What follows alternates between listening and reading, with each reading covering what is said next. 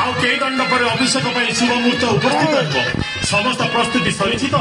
ହଁ ଗୁରୁଦେବ, ଆପଣଙ୍କ ପରାମର୍ଶ ଅନୁସାରେ ଅଭିଷେକ ପାଇଁ ସମସ୍ତ ପ୍ରସ୍ତୁତି ସରିଅଛି। ପ୍ରୟାଗରୁ ପବିତ୍ର ଜଳ ଅଣାଯାଇଅଛି। ସୁବର୍ଣ୍ଣ ଓ ରକ୍ତ ନିର୍ମିତ ଜଳକୁମ୍ଭ ମାନଙ୍କରେ ପଦ୍ମଫୁଲ ଶୋଭା ପାଉଛି। ମଧୁ, ଘୃତ, ପୁଷ୍ପ ସମସ୍ତ ପୂଜା ସାମଗ୍ରୀ ପ୍ରସ୍ତୁତ।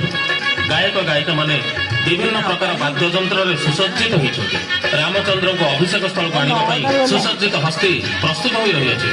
ରାମାଭିଷେକ ଦେଖିବା ପାଇଁ ସମଗ୍ର ଅଯୋଧ୍ୟାବାସୀ ଯେପରି ଉତ୍କଣ୍ଠିତ ଚିତ୍ତରେ ଅପେକ୍ଷା କରି ରହିଛି। ଯଥାର୍ଥ କହିଛନ୍ତି ଋଷି ଶ୍ରେଷ୍ଠ।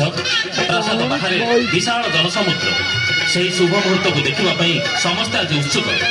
ମହାରାଜଙ୍କୁ ସମ୍ବାଦ ଦିଅ, ଶୀଘ୍ର ଅଭିଷେକ ପାଇଁ ପ୍ରସ୍ତୁତ ହୋଇଯିବେ। ଶୁଭ ମୁହୂର୍ତ୍ତ ଯେପରି ଗଡ଼ି ନଯାଏ। ପ୍ରଣାମ ଗୁରୁବର, ପ୍ରଣାମ ମନ୍ତ୍ରୀବର। କି ସମ୍ବାଦ ଦୂତ? ମହାରାଜ ରାମଚନ୍ଦ୍ରଙ୍କୁ ଭେଟିବାକୁ ଚାହାନ୍ତି। ଏ ସମ୍ବାଦ ରାଜକୁମାରଙ୍କୁ ଜଣାଇ ଦେବା ପାଇଁ ଆପଣଙ୍କ ପାଖକୁ ଖବର ପଠାଇଛନ୍ତି। ମହାରାଜା ଏ ସମୟରେ ରାମଚନ୍ଦ୍ରଙ୍କୁ ଡକେଇ ପଠାଇଛନ୍ତି। କାରଣ କଣ ହେଇପାରେ? ବୋଧହୁଏ ଅଭିଷେକ ପୂର୍ବରୁ ରାମଚନ୍ଦ୍ରଙ୍କ ସହିତ କିଛି ଆଲୋଚନା କରିବାକୁ ଚାହୁଁଛନ୍ତି। ମୁଁ ତେବେ ଆସୁଛି ଗୁରୁଦେବ। ରାମଚନ୍ଦ୍ରଙ୍କୁ ଏ ସମ୍ବାଦ ଦେବାକୁ ହେବ। ଚାଲ ଚାଲ ଦୂତ।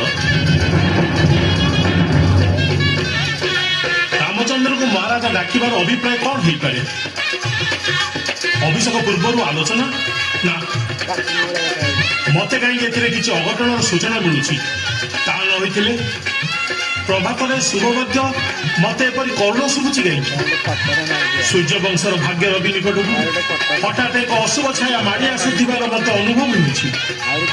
ନା ନା, ହେ ପ୍ରଭୁ, ମୋର ଏ ଆଶଙ୍କା ସତ୍ୟ ନ ହେଉ। ଯଦି ସତ୍ୟ ହୁଏ ତେବେ ସମଗ୍ର ଅଯୋଧ୍ୟାର ଭାଗ୍ୟ ଅନ୍ଧକାର ମଧ୍ୟରେ ବୁଡ଼ିଯିବ। ହେ ଈଶ୍ୱର, ତୁମର ଇଚ୍ଛା ପୂର୍ଣ୍ଣ ହେଉ ପ୍ରଭୁ, ତୁମର ଇଚ୍ଛା ପୂର୍ଣ୍ଣ ହେଉ।